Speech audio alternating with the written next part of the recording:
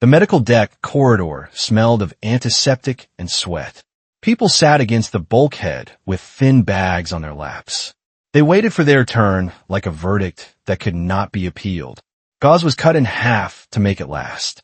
A spare oxygen bottle was zip-tied to a rail, full and untouched. A wall fan rattled as it pushed thin air forward, as if the station itself was tired. Dr. Mira Sato worked the intake line with flat focus. She checked pale lips and counted breaths. She pressed 2 fingers to her wrist, then stuck a color tag to a sleeve with a practice flick. A miner leaned forward, voice rough. "Doctor, I'm still walking. Does that mean I'm fine?" "Sit," Mira said. "Breathe slow." Commander Darius Hale stood near the supply bay door. He did not stare at wounds first. He watched movement and timing. He watched who asked for water, and who kept glancing at the cameras like they were waiting for a signal. A stretcher team pushed in 2 critical cases at once. One was a Marine with a torn abdomen, blood seeping through a seal pad. The other was a technician with a crushed chest and lips turning blue. Mira glanced at the Regeneration pod alcove. Its status light was amber. It could run 1 cycle, not 2. Both red, the triage nurse said. Mira listened to the technician once. Air barely moved. She moved to the Marine. The Marine was awake, shaking. "Stay with me," she said. She made the choice. "Pod for him," Mira said. "Foam for the chest." "Foam won't hold," the nurse warned.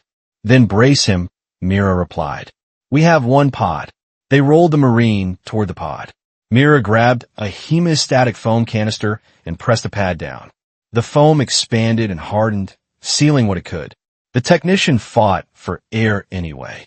His gaze drifted, then went empty. The nurse looked at Mira, waiting. "Tag him black," Mira said. "Next." Darius heard a woman whisper a prayer without words. He heard a man cough and try to hide it. He heard the station speakers try to load an alert, then stall into static like a throat that could not clear itself. He saw 3 people in relief jackets step through the crowd. Their boots were clean. Their gloves were new. They did not glance at the wounded. They glanced once at the supply bay door, then looked away too fast. Their badge strip read, "Veil Ring Relief," in fresh print. The station had not issued fresh print in weeks. Darius touched his wrist communicator, voice low. "Juno, move the foam crate." "Now." Lieutenant Juno Park threaded past with medical packs. "Where?" "Service crawl behind the scrubbers," Darius said. A soft click came from the supply bay. It was a latch releasing. The auxiliary indicator flipped from green to gray. The door opened from inside.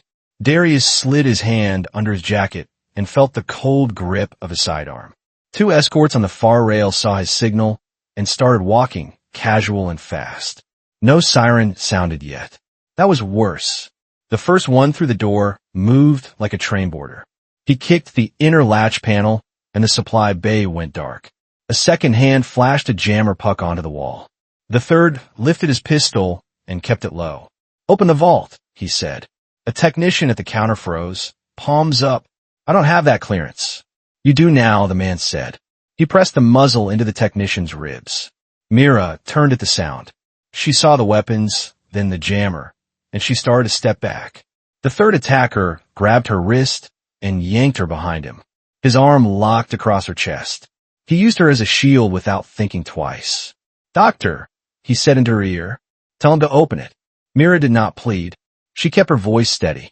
"If you shoot him, you still can't run the pod." The attacker tightened his grip. "Then you run it for us." Darius entered the supply bay threshold and did not rush. He planted his shoulder to the frame and let his eyes take the room in one sweep. 3 attackers, 1 shield, 1 technician, 1 jammer. He spoke as if he was calming a patient. "Let her go. Take the crate and leave." The leader laughed once. "Wrong answer." Darius tapped his wrist. The corridor doors slammed down with a heavy thud. Steel shutters sealed the bay from both sides. The leader's smile vanished. "You locked yourself in." "I locked you in," Darius said. The attacker with Mira dragged her toward the vault cabinet. His boot hit the foam crate. Juno had not moved yet. The crate skidded and cracked open. Canisters rolled across the deck. Darius moved in a straight line. 1 step, 2. He swung his forearm into the attacker's gun hand and drove it down. The shot went into the floor with a sharp snap. Mira twisted free in the same motion. She dropped flat and rolled behind the counter. The leader fired twice. Sparks jumped off the door shutter. Darius ducked and shoved a supply cart into the shooter. The cart hit hard and pinned a man's knee for a half second. That half second was enough. An escort stepped in behind Darius and drove the leader into the wall. The leader slipped, then slammed his palm onto something at his belt. A charge popped with a muted crack. Not an explosion, a cutter. It bit into the vault lock and sprayed metal dust. The third attacker grabbed 2 foam canisters and bolted for the vent hatch. Darius lunged and caught his collar. The man turned and smashed a canister against the deck. White foam burst out and hardened like stone. It splashed across Darius's boot and the vent hatch seam. The hatch jammed shut. The attacker cursed and tried to pry it anyway. From the corridor beyond the shutters, the station finally found its voice. A delayed siren began to rise. Then it choked. The air scrubbers above them changed pitch. The sound went thin and uneven. A warning light over the ceiling grill blinked amber, then red. Mira looked up and understood before anyone spoke. "Filters are dropping," she said. "Fast." They cleared the supply bay quickly. The leader was flex-cuffed and shoved against the shutter. The other 2 were gone, not dead, just gone. Darius scraped foam off his boot with a scalpel. It came off in hard flakes. He kept scraping because it gave his hands a job. Mira was already back in the triage lane. She pointed at the ceiling grill. "We lose clean air. We lose this deck." Juno came in from the service crawl with a small tote. "Foam crate is gone," he said. "I save for canisters." "Then we make 4 count," Mira said. The scrubbers changed pitch again. A vent fan coughed and slowed.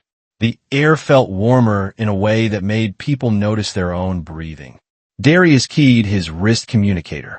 Split the medical deck into zones. No one crosses without a check. Lock the staff corridor. A station officer answered. "We don't have enough masks." "Reuse them," Darius said. "Log every seal." A rolling rack became a barrier in the corridor. A man in an evac coat pushed forward. "My partner is inside," he said. "Stay back," Mira replied. "You'll bring bad air." The man stepped away, furious and helpless. 2 others followed him without arguing. Fear was contagious, and it did not need proof. Mira opened a cabinet and saw the count. 3 sealed masks. 1 half-used filter. She looked at Darius. "Who gets these?" Darius did not flinch from the question. "The ones who keep the deck alive," he said. "And the patient on the pod." Mira nodded once and handed masks to her nurse and to Juno. She took the last one for herself and left Darius none. "I can go without," he said. "You can't fight without air," she replied. The regeneration pod stayed amber. The cutter charge had clipped its feed. It would not cycle again until someone rewired it. Darius walked the intake line and watched hands and eyes. The supply bay latch had opened from inside. Someone had handed the code over. He pulled the access log and found an entry under sanitation. He found a worker near a mop cart and saw the truth at once. Stained hands, broken nails, pure fear. Not him. Darius went back to the crowd. A woman in an evac coat stood too still. She watched the staff corridor, not the triage lane. Her evac band looked new. "Wrist," Darius said. "Why?" she asked calm. "Now," he said. She lunged for the staff door. Darius caught her and drove her into the support beam. A small transmitter dropped from her sleeve and skittered across the deck. Juno picked it up and turned it over. "This isn't Corsair work," he said. "It's military."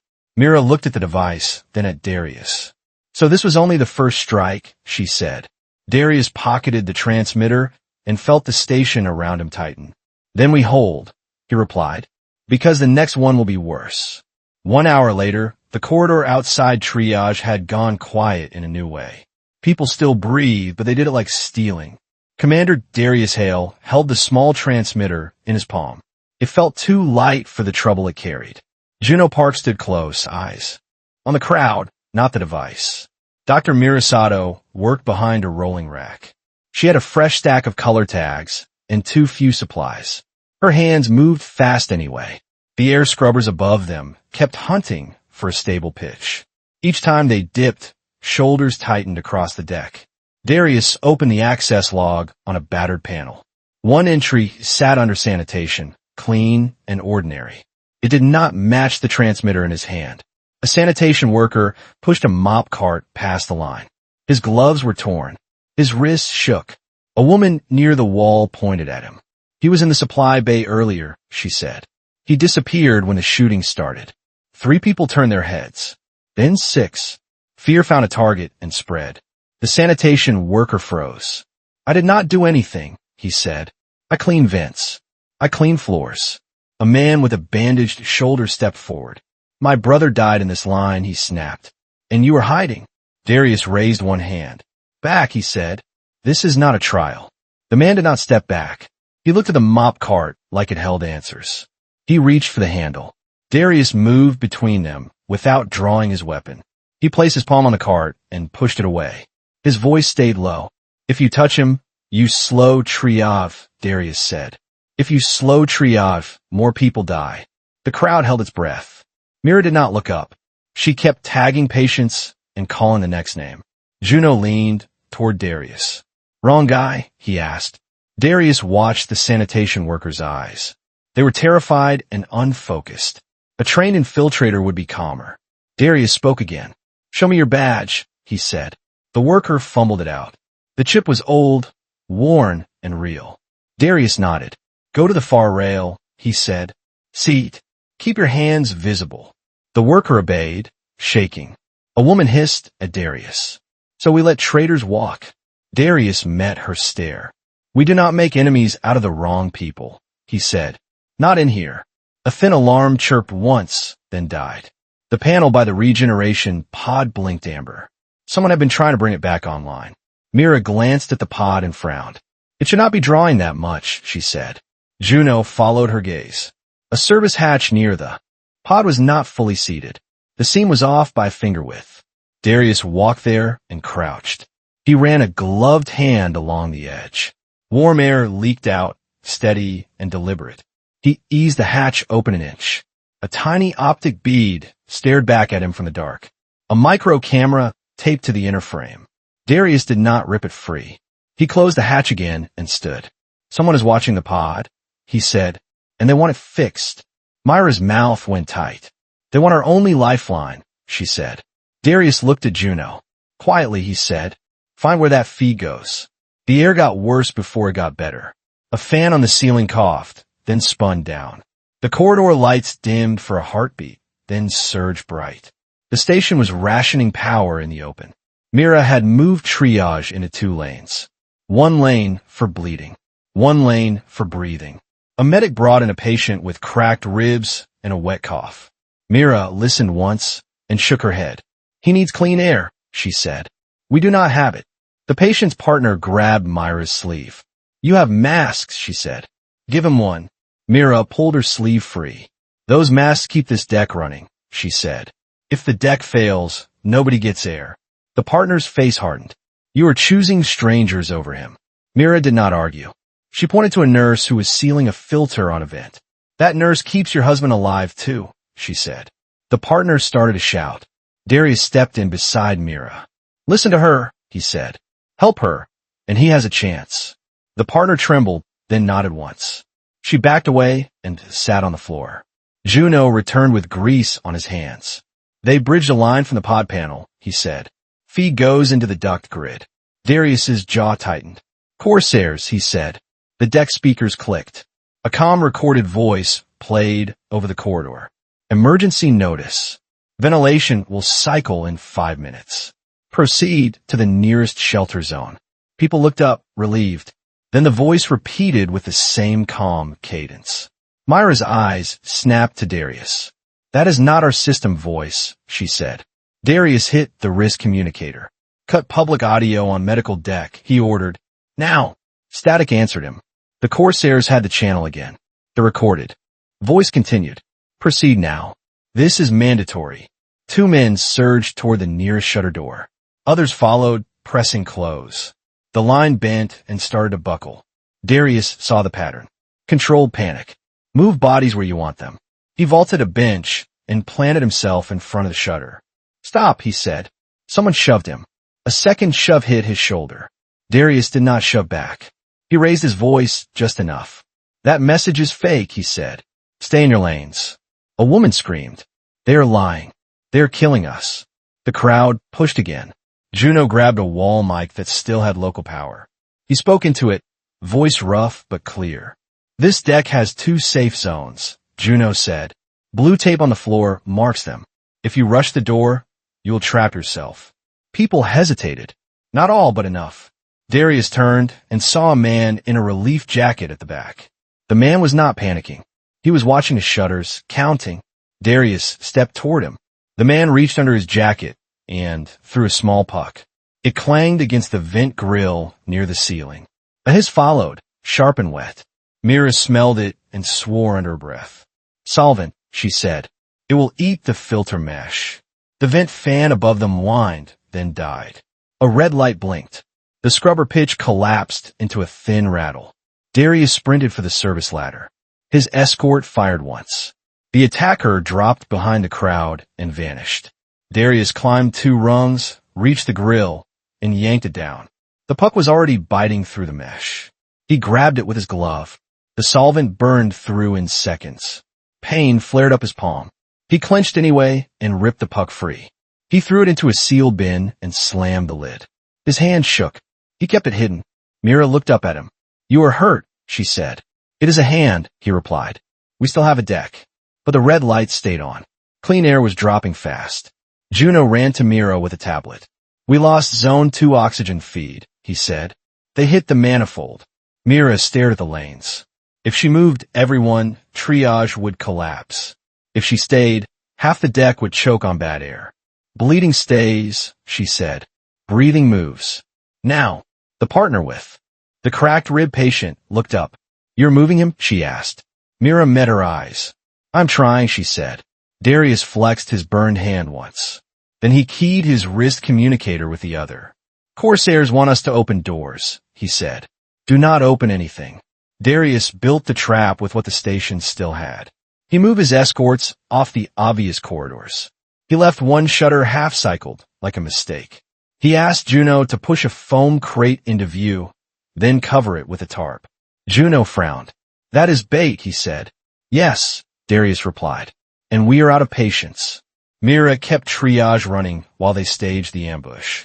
She did not have the luxury to stop. She did not look at Darius's hand again. A runner came from maintenance, gasping.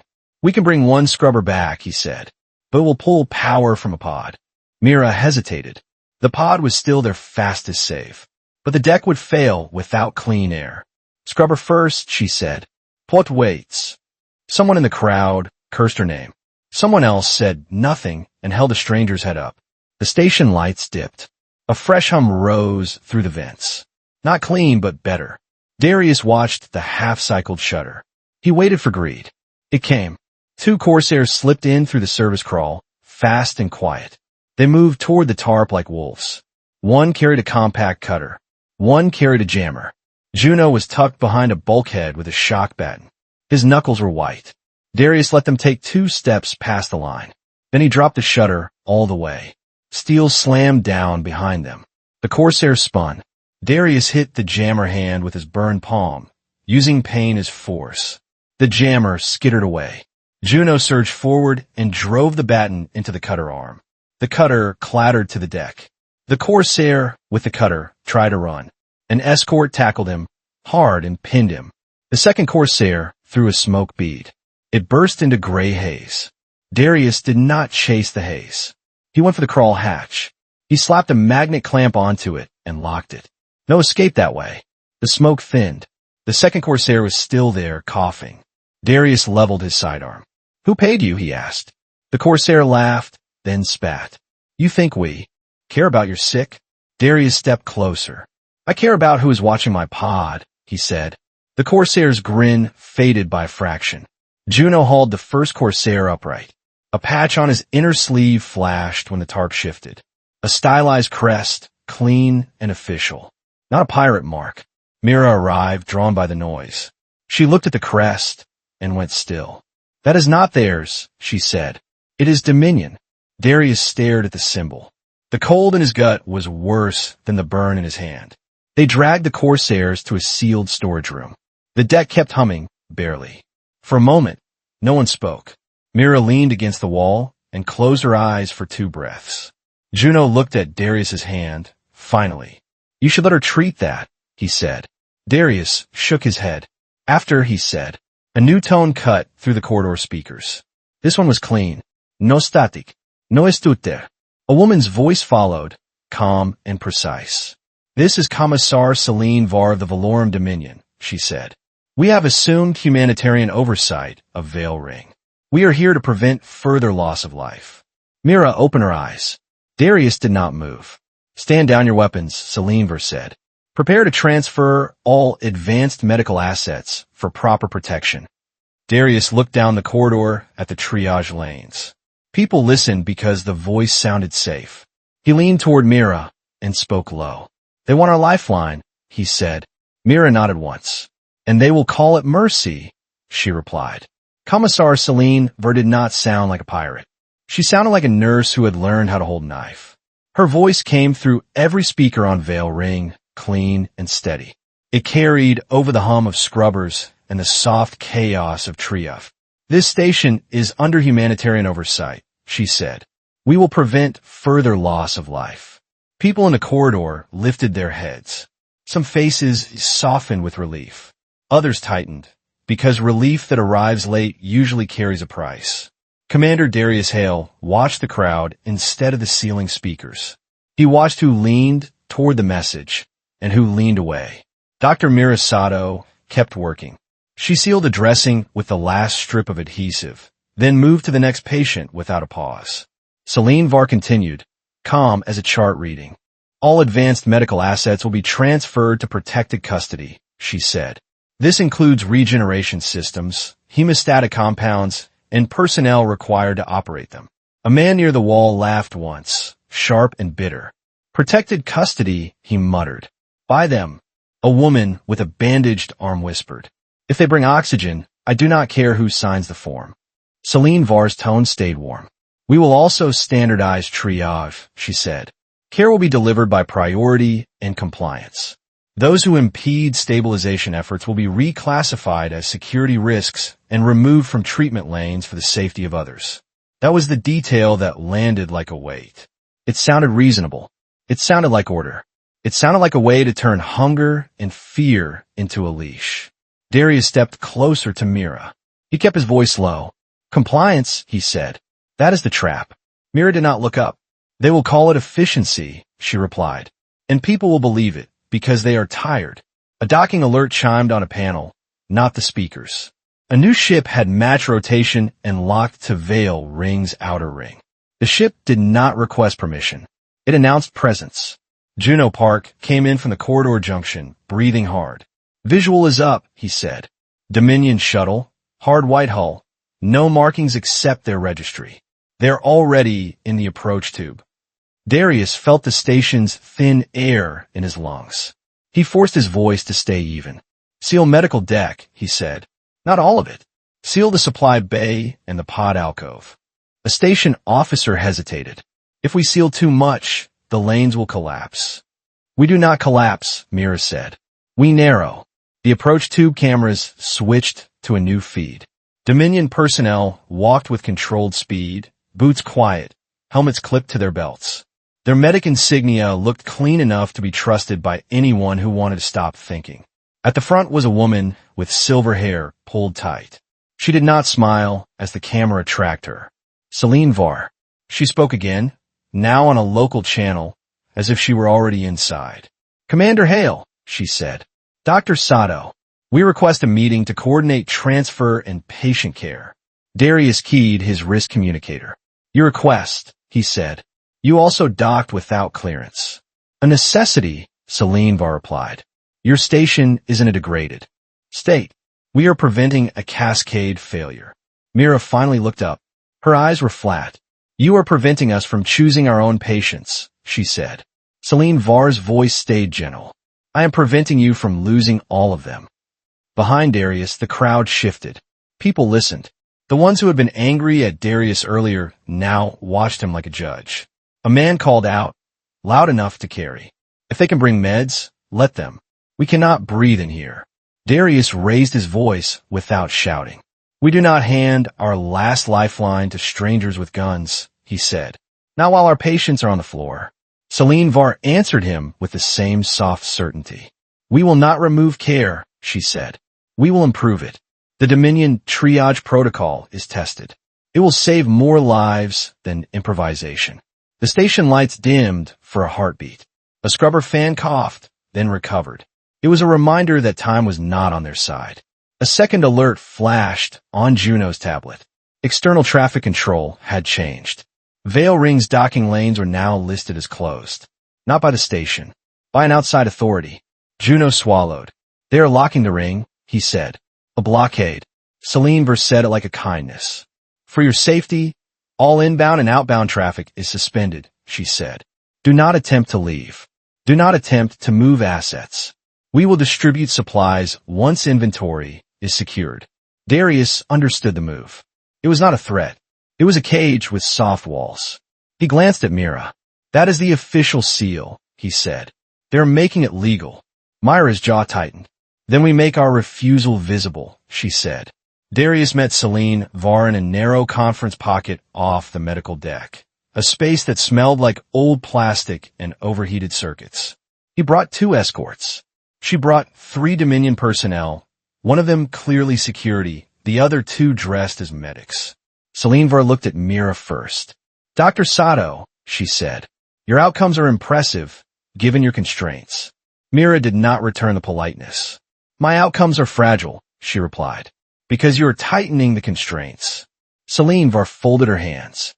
We are offering relief, she said. Transfer the regeneration pod and the hemostatic foam stock to Dominion custody. We will continue care without interruption. Darius leaned forward. You want the pod, he said. Say it without perfume. Celine Var held his gaze. Yes, she said, because it changes battles. It changes politics. It changes how long the wounded can hold a line. Mira's voice stayed even. It also changes how easily you can push people, she said. If you own it, you can decide who stays alive long enough to sign your terms. Celine Ver did not deny it. She softened it. All systems of value require governance, she said. Ungoverned, they become chaos. Mira tapped the table once. It is not just governance, she said. It is misuse. One of Celine's medics frowned. We are not pirates. Mira looked at him, calm and sharp. The pod uses a tissue scaffolding matrix, she said. It can rebuild. It can also be tuned. With small changes, it can grow the wrong thing in the wrong place. It can seed illness that does not show until later. Darius watched Celine Var's eyes. She did not flinch. She had already considered it. Mira continued, still controlled. You want it because it is power, she said. If it leaves this station, it will not stay a medical tool. It will become leverage. Celine Ver spoke as if teaching a class. Leverage prevents wars, she said. If one side holds the ability to stabilize wounded faster, the other side negotiates sooner. Darius felt anger rise and kept it behind his teeth. You are calling coercion mercy, he said. Celine Ver gave a small nod, almost respectful. I'm calling it an end to blood loss, she said. Commander, your people are suffocating in a failing air system. You can keep your pride or keep them breathing. Mira leaned back. We can keep them breathing without handing you the keys, she said. Darius cut in. We will allow a humanitarian corridor, he said. You deliver oxygen filters and pain medication to the medical deck. We move critical patients to a stabilized bay under our escort. No transfers of equipment. No custody received. Celine Var paused. It was the first real pause she had given. A corridor under your guns, she said. That is not oversight. It is the only offer, Darius replied. Celine Ver looked past him, toward the door, as if hearing the station through the walls. Very well, she said. A corridor. Temporarily. Under shared observation. Darius caught the phrase. Shared observation meant surveillance. Mira caught it too. Her eyes narrowed. They left the meeting with a thin agreement and a thicker sense of being watched. On the medical deck, Darius set the corridor the way he set traps. Blue tape on the floor. One entry point. One exit. Escorts spaced where they could see hands. Mira placed a triage nurse at the threshold to recheck every patient moving through. Celine Var's shuttle delivered 2 crates. Filters. Pain medication. A sealed canister marked as oxygen blend. People in the lanes exhaled like they had been holding their breath for days. A man with a crushed shoulder whispered, "Finally." Mira opened the pain medication first. Her fingers counted the vials. Too few. She did not announce the count. She turned and started dosing only the cases that would be cut or sealed. Darius watched Dominion personnel walk the corridor with calm eyes. Their helmets had tiny optics. Their gloves brushed railings, as if feeling the station. Juno returned from the corridor junction with a tight face. "They are mapping," he said. Darius kept his eyes forward. "How?" he asked. "They're not just watching patients," Juno said. "They're watching our escort spacing, our door timing, and the air zones. They're learning our weak points." A patient stumbled. Mira caught him and steadied him with one hand. "This corridor saves lives," Mira said quietly, without looking at Darius. "It also sells us." Darius felt the weight of the trade. He made it anyway. A warning blinked on his wrist communicator. Signal quality low. Another blink, then a drop. He tried to ping the station operations deck. Nothing but static came back. Celine Var's voice did not return. The speakers stayed quiet. That silence was its own move. Juno swore under his breath. "They started jamming," he said. "Local is fine. External is dead." Darius looked down the corridor at the Dominion crates. The supplies that had calmed the crowd now looked like bait. He keyed his communicator again, harder, as if force could punch through noise. No answer. On a wall panel, a simple status line changed from yellow to gray. External communications unavailable. The medical deck ran on a thinner thread after the jam started. Without external communications, there was no call for help, no confirmation of allies, no warning of incoming ships. Vale Ring became a closed room with too many people. Inside, Mira stood over the pain medication tray and made the second hard choice of the day. A nurse asked, voice tight, "We could dilute. Half doses." Mira shook her head. "Half doses make panic," she replied. "Full doses, fewer patients." The nurse swallowed. "People will hate us." "They will hate us either way," Mira said. "Pick the hate that keeps the deck functioning." A man on a gurney clutched at his side, jaw clenched until his teeth showed. "Please," he said. "Just something." Mira met his eyes. Her voice stayed low and clear. "I can give you air and a seal," she said. "I cannot give you comfort and keep others alive. Not today." The man stared at her like she had stolen a future from him. He turned his face toward the wall and did not speak again. Darius watched and felt the burn in his palm pulse. He wanted to fix the situation with force. There was no enemy to hit in this moment. There was only scarcity. Juno came in with a report. "Oxygen blend canister is low grade," he said. "It helps, but it is not enough. Filters are still dropping in Zone 2. Mira did not look surprised. "They gave us relief, not rescue," she said. A station officer ran up, face pale. "People are gathering at the corridor gate," he said. "They want more medication. They say Dominion promised distribution." Darius moved before the officer finished. At the gate, a cluster of patients and family members pressed close. Not violent yet, but close to it. A woman shouted, "They brought it. You are hiding it." Darius stood in front of the tape line. He kept his voice steady. "There is no hidden stock," he said. "There is only less than you think." Someone threw a crumpled bandage at the floor. It landed like an insult. Mira stepped beside Darius. She did not raise her voice. She did not soften it either. "If you surge this gate, you break triage," she said. "If you break triage, more people die. You will not get more medicine by making us spend it on panic." The crowd wavered. Some backed away. Some stayed, eyes full of blame. Darius keyed a private channel to Juno. "We need a way out," he said. A signal. Juno hesitated. "External is jammed hard," he said. "We cannot brute force it." "Then, we do not go through the front door," Darius replied.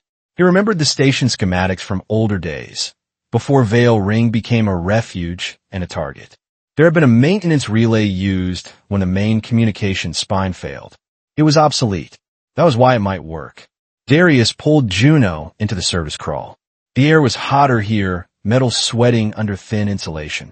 Cables ran like veins along the ceiling. They reached an access panel marked for maintenance control. The label was scratched, half gone. Juno pried it open. "This line is old," he said. "If it still connects, it will be weak." "We do not need a conversation," Darius said. "We need a burst." They worked by touch and dim light. Juno spliced a feed.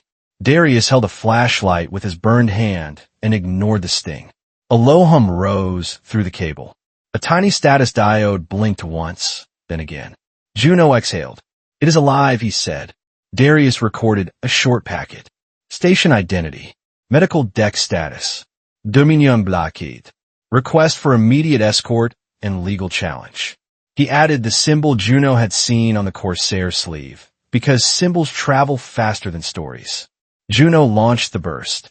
For a second, nothing happened. Then the diode went dark. "The line burned out," Juno said. "It sent," Darius replied. "Or it died trying." They returned to the medical deck and found Mira still working. Her face was tired in a way that did not show in her hands. Darius leaned close. "We sent a signal," he said. "It may be the only one." Mira did not smile. "Then we hold long enough for it to matter," she replied. A new vibration rolled through the station frame, subtle but real. Not an explosion. Autoklampcycling. A mass shifting in orbit. Juno checked the external camera feed.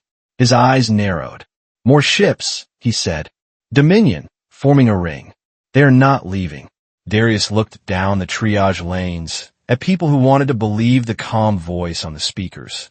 He understood what Dominion was preparing. Not a raid, not a negotiation, a takeover done politely. He flexed his burned hand once and let the pain sharpen him. "Get the pod area sealed," he said. "No exceptions." Mira nodded. "And if they come through the doors?" she asked. Darius stared at the corridor gate where the blue tape still held the line. "Then we make them pay for every step," he said, "and we keep our patients alive while we do it." The maintenance relay did not answer with words. It answered with a dead diode and the hot smell of overheated insulation. Commander Darius Hale stared at the panel in the service crawl. He had pushed one burst through the obsolete line. The circuit had burned out the instant after. Lieutenant Juno Park wiped sweat from his face. "Do you think it got out?" he asked. "It either reached someone," Darius said, "or it died loud enough to be noticed." They climbed back to the medical deck. The corridor air felt warmer, thinner. Filters were working harder and failing anyway. Dr. Mira Sato was still moving.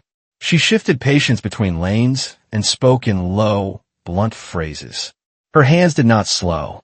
External cameras showed the orbit ring. Dominion ships held position in a quiet curve around Vale Ring. Not close enough to collide, close enough to control. The blockade was patient. That made it dangerous. Juno met Darius at a junction with a tablet. "The jam is not solid," he said.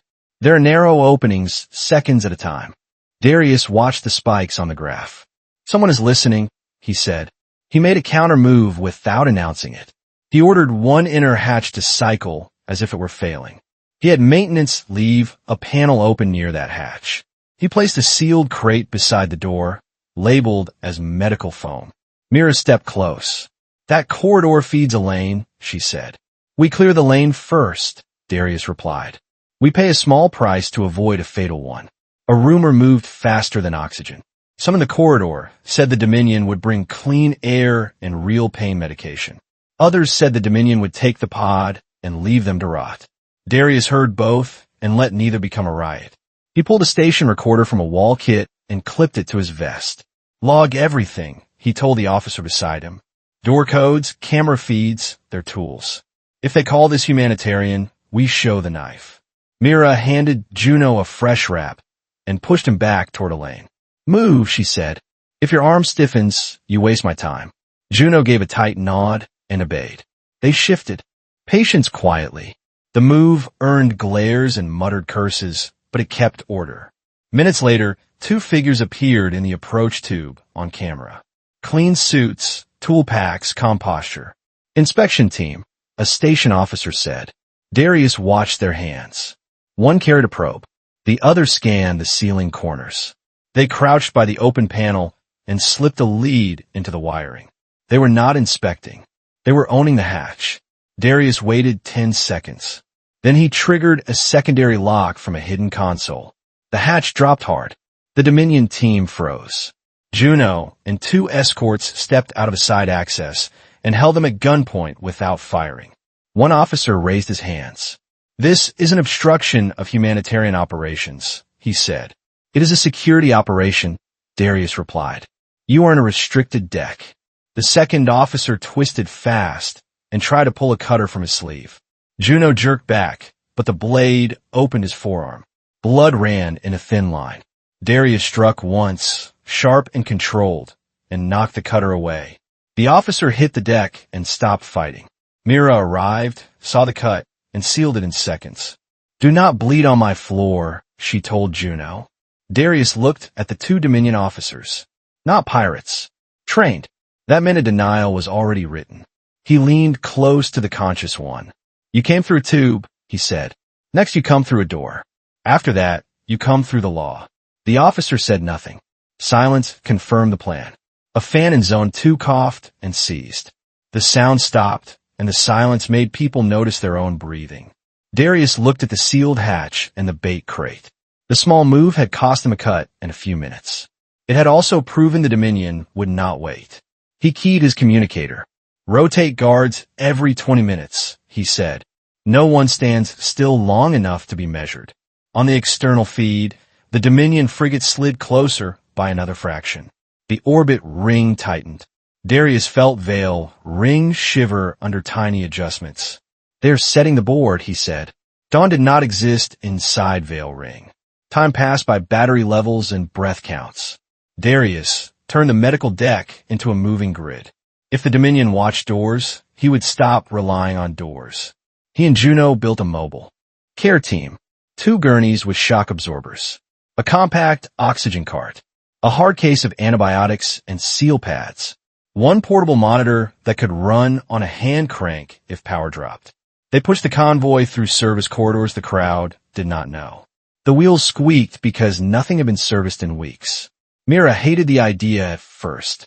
"Moving patients increases risk," she said. "Leaving them in one lane increases targeting," Darius replied. They already mapped the pod bay. Next they mapped the lane. Mira held his gaze for a beat, then nodded. "Fine," she said. "We move the care, not the chaos." They started with Zone 2. The air there tasted warm and thin. People sat with masks held tight, sharing straps and pretending it was fine. A nurse pointed at the oxygen cart. "We need that here," she said. Juno shook his head. "It does not stay," he said. "It cycles." A man stood up, unsteady but angry. "You take it away and my partner dies," he said.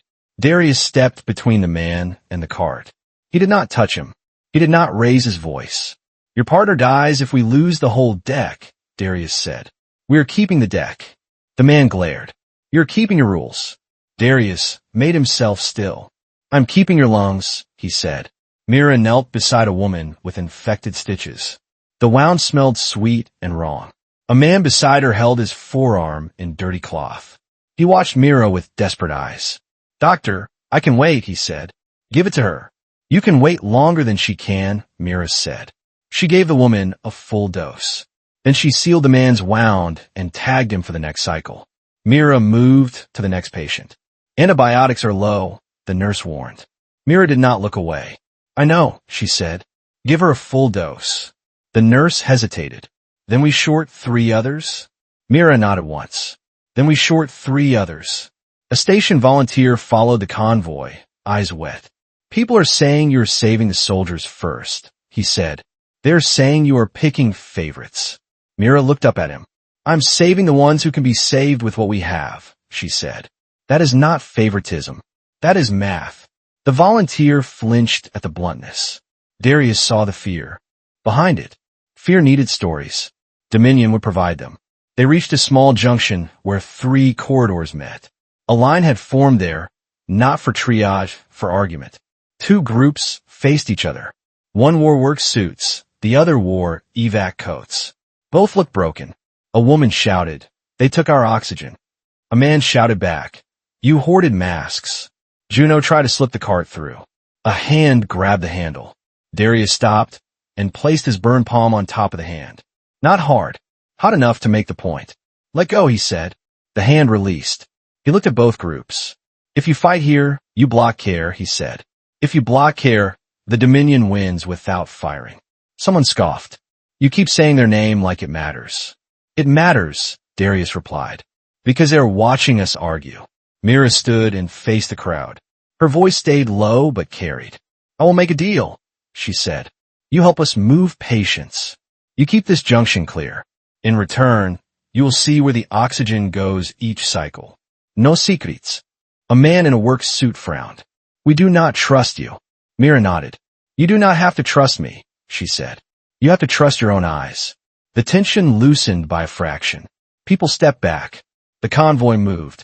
Hours later, the moving grid kept the deck breathing. Not safe.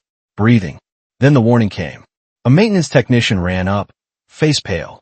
"Dominion ships are changing formation," she said.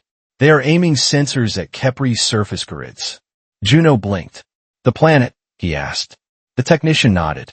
"There's a small settlement under our orbital track. A civilian relay depot. They're tagging it." Mira felt the shift at once. Dominion was not just squeezing the station. Dominion was reaching for leverage. Darius stared at the external feed. A targeting box pulsed over a tiny light on the green world below. "They want us to chase," Darius said. The Dominion broadcast came on a public rescue channel that still slipped through the jam. Celine Var sounded almost kind. "We have detected hazardous degradation in a surface relay depot," she said. "We will intervene to prevent civilian casualties. Veil Ring Command is invited to assist." Darius listened with Juno and Mira in a cramped operations nook. "They want us to unseal the docks," Juno said. "If we send a shuttle, they board the pod bay. If we do nothing, they look like saints." Mira looked toward Triage. "If we leave, patients die," she said. Darius did not argue. He chose a third option. "Supplies, not people," he said. "We help the depot without opening the main dock." Juno nodded. "Cargo rail can drop a sealed capsule," he said. "Maintenance ejector. Small footprint." Darius made the station look weak on purpose while they packed. He ordered one outer hatch to cycle open a fraction, then stall as if the hydraulics were failing. He left a maintenance team visible on the camera feed, working under pressure. If Dominion wanted an excuse to board, he would give them one. He would also decide where they stepped. They packed what they could spare. Filters, seal pads, antibiotics, and one compressed oxygen bottle. Mira added a simple instruction sheet and a locator beacon tied to the old band. The capsule launched with a heavy thump. The station shuddered as mass left the ring. Juno watched the tracking icon fall toward Kepri. "On course," he said. On the external feed, the Dominion shuttle adjusted its vector, then slowed. It did not follow the capsule. It turned back toward the station plane instead. "There," Darius said. The depot was the hook. Before the capsule reached the lower clouds, the Dominion shuttle changed course again. It turned away from the depot track and drifted toward the station plane. A polite request pinged on a panel. Boarding authorization, stamped and clean.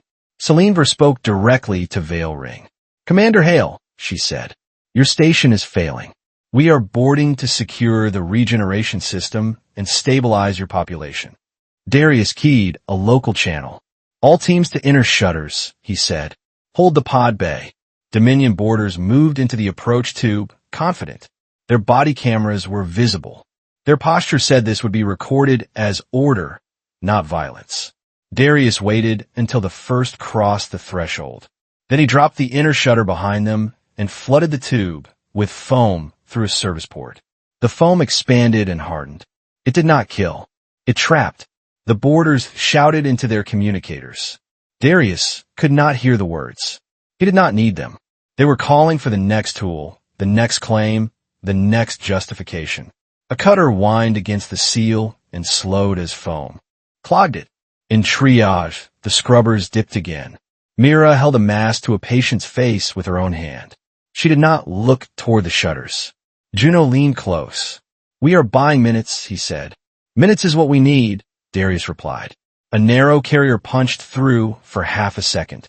A burst message flashed and vanished. It read Soul Accord Relay Acknowledged. Darius exhaled slow. "They heard us," he said. Outside, at the edge of the camera feed, new points appeared against the starfield. Faint at first, then clearer. Ships, forming a discipline line. Not Dominion. Juno stared, then swallowed. "Soul Accord," he said. Mira watched the lights for one beat, then turned back to her patients. Her hand stayed steady. Darius faced the shutter line and felt Vale Ring breathing under strain. "Hold," he told his team. "Just hold."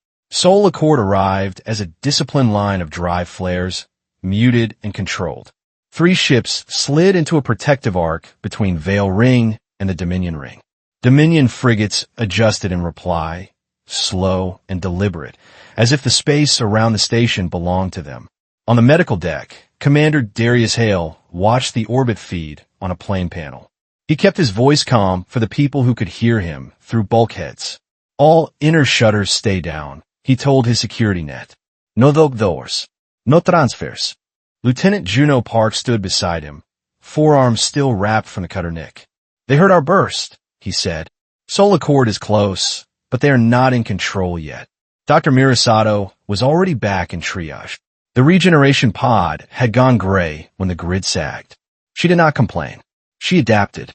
Outside, the camera feed flashed as point defense stitched across a cloud of micro-cutters. Soul Accord shredded it before it touched Vale Ring, but the station frame trembled anyway. People in the lane checked their mask straps as if the straps could stop fear. A second flash followed, brighter, farther out. Dominion fired. Soul Accord answered, both careful not to miss and hit the station. The fight looked polite from a distance. Up close, it was a math problem with lives as units. A maintenance technician rushed in. "Converters are overheating," she said. "We can keep scrubbers or the pod." "Not both." "Scrubbers," Mira said at once. The pod went quiet. The hum behind. The wall vanished. Fast saves were over. A nurse called from the lane. "Bleeders dropping." Mira knelt by a man with a seal pad lifting at the edges. She asked for foam. The canister hissed twice and died. No reaction showed on her face. She reached for a field clamp instead, the kind used for hole patches. She set it over the pad and locked pressure in place by hand. "Do not fight me," she told the man. "Breathe slow." His eyes flicked to her and back to the ceiling. He nodded once. Juno appeared at the lane edge, breathing fast. "The borders in the approach tube are cutting through the foam," he said. "They are close." Darius looked at Mira.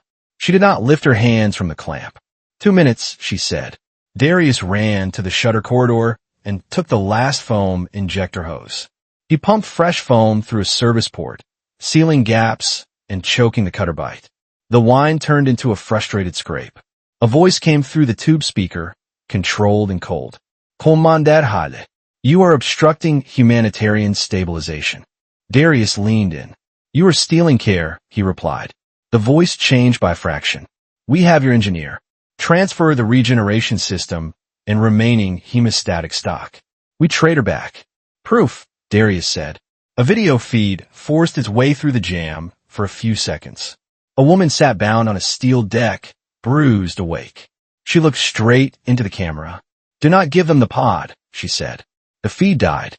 Darius stood still for one breath. Dominion had made the offer simple on purpose. A person for a tool for many. He keyed a private channel. "Juno, log every spike when they push video," he said. "We need their routing." He turned and ran back to Triage. Mira listened without pausing her work. She set the clamp, checked the pulse, and moved to the next patient. "They will keep doing this," she said, voice flat. "If the trade works once, it becomes policy." Darius kept his eyes on her hands. "Then we make the trade fail," he said. Juno stepped close, tablet up. "When they push the hostage video, the jam opened a narrow window," he said. "I can tag the signature if they do it again." Darius nodded.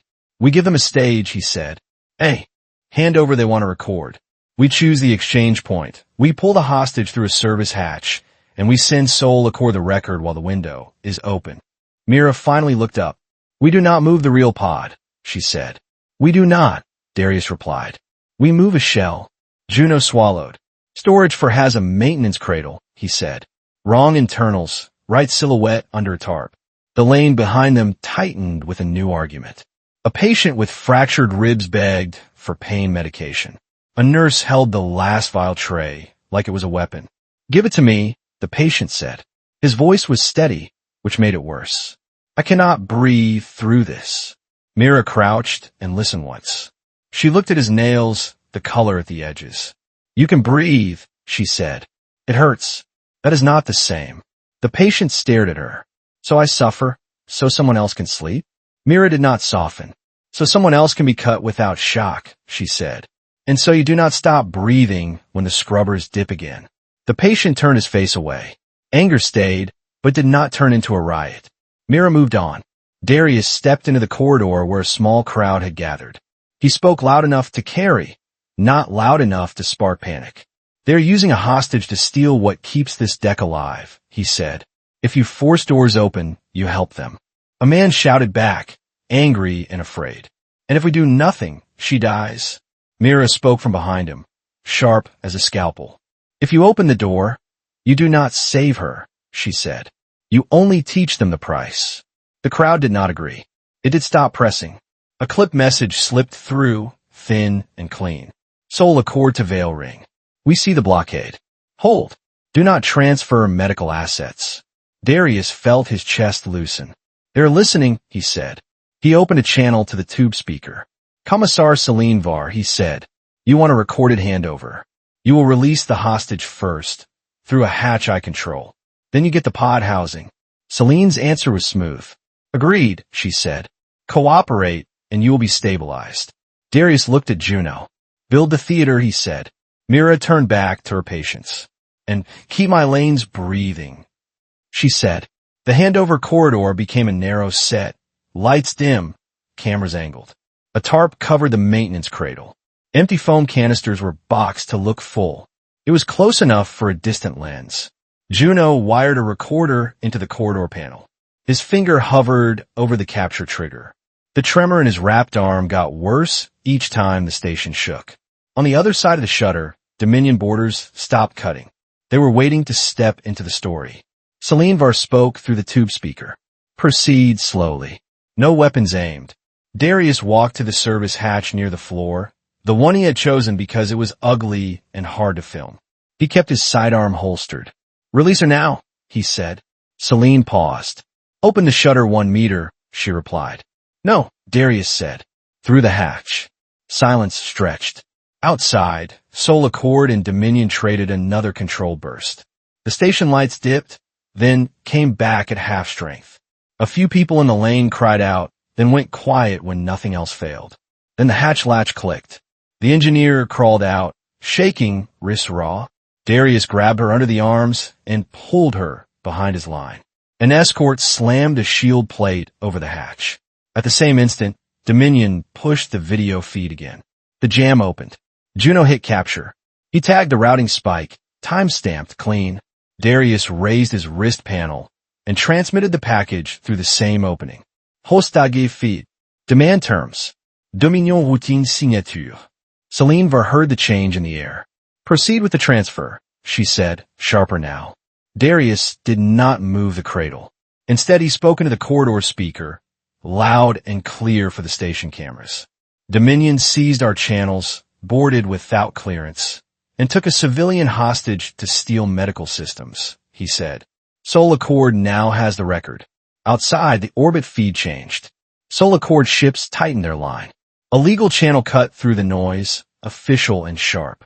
A voice carried through, hard and unmistakable. This is Sol Accord Command. Dominion units are ordered to stand down and withdraw from Veil Ring Station. Hostage taking has been recorded. For the first time, Dominion frigates hesitated. Celine Var spoke again, and the warmth was gone. You have forced escalation, she said. You escalated when you stole people, Darius replied. The tube speaker went dead. The cutter started again. Darius ran to the service port and grabbed the injector hose. Juno braced it with his injured arm, biting down on pain. Foam surged into gaps one last time. A cutter caught the edge of Juno's wrap and burned through to skin. He did not let go until the foam set. Then he slid down the wall, breathing hard. That was the last of it, he said. Darius looked at the hose and felt the emptiness it left.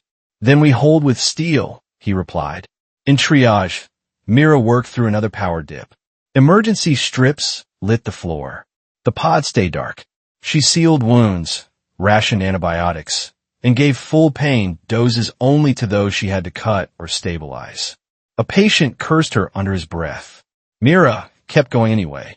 Hours later, the blockade loosened. A Soul Accord shuttle docked under escort and brought fresh filters, oxygen, and medical packs with seals that had not been touched by Dominion. Clean air swept through Zone 2, and people cried without sound. No cheating, just relief that felt like weakness. Vale Ring did not celebrate. It simply kept breathing. The engineer they had pulled through the hatch sat on a bench near the scrubber room, blanket around her shoulders. Her eyes were clear, but her hands would not stop shaking. Darius stopped in front of her. Name, he asked. Chief Engineer Kellen Rowe, she said. The words came out like she was reading them off a panel. They grabbed me when the grid dropped. They knew exactly where to stand. Who told them? Darius asked. Kellen swallowed. Not a person here, she said. They had station maps from before the blockade. They have been planning longer than we have been bleeding. Juno leaned against the wall, pale.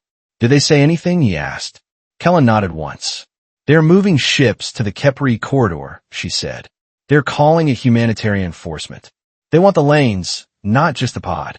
Mira passed by with a med pack and heard the last line. She paused and looked at Darius. They want the right to decide who gets air, she said.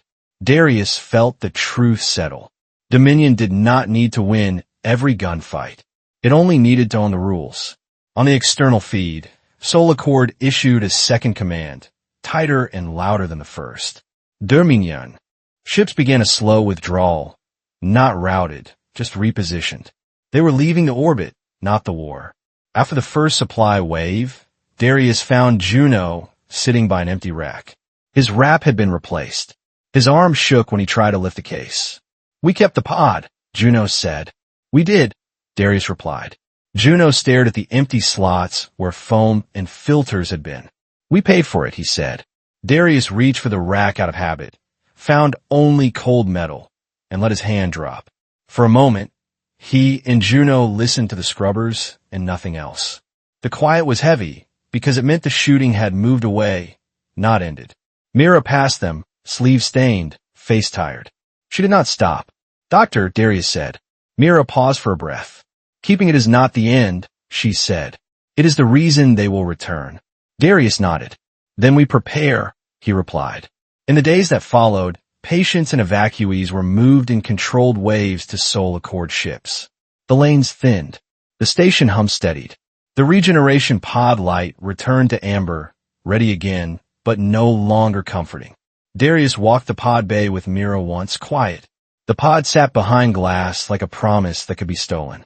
It saved people, Mira said. It also marked us, Darius replied. They stood there for 2 breaths, listening to the station breathe. A communications officer stopped them with a fresh alert. Commander, message from Soul Accord.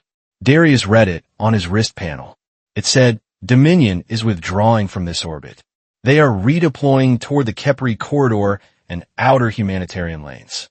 Expect contact in a new theater.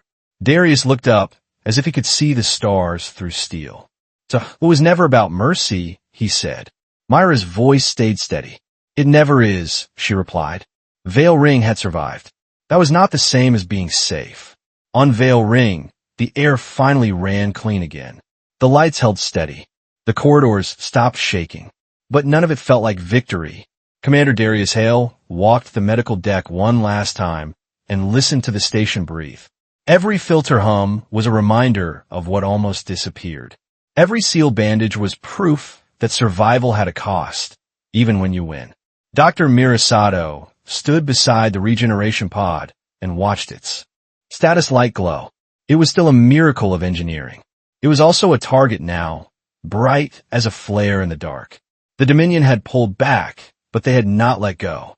They had simply moved the fight to a new lane, a new rulebook, a new place where humanitarian oversight could wear a softer mask and a sharper knife. Darius looked out at the stars and understood the truth that veterans learned too early. Wars do not end when the shooting stops. They end when the powerful stop deciding who gets to breathe. And that day was not today. If you want to hear what happens next, when the Kepri corridor becomes the new battlefield and Vale Ring turns from refuge to frontline, stay with this story. Like this episode if it hit you. Share it with someone who loves hard science fiction with real stakes. And subscribe to the channel so you do not miss the next chapter. Because the Dominion is still out there. And the next move will be worse.